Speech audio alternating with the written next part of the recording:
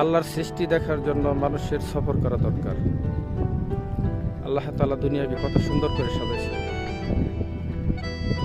পাহাড়ের উপরে উঠলে নিচের দৃশ্যগুলো খুবই সুন্দর দেখা যায়।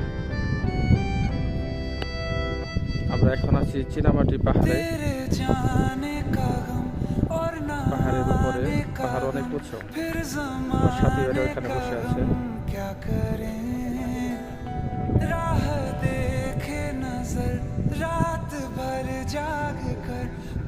আল্লাহ তাআলা দুনিয়াকে কত সুন্দর করে সাজাইছে। এগুলো দেখলে আল্লাহ তাআলার প্রতি ঈমান বৃদ্ধি পায়।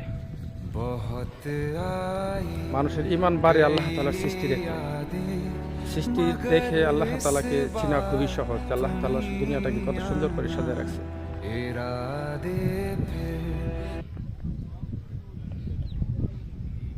আমরা যে গাড়ি দিয়ে আসছি ওই যে নিচে ওই গাড়ি।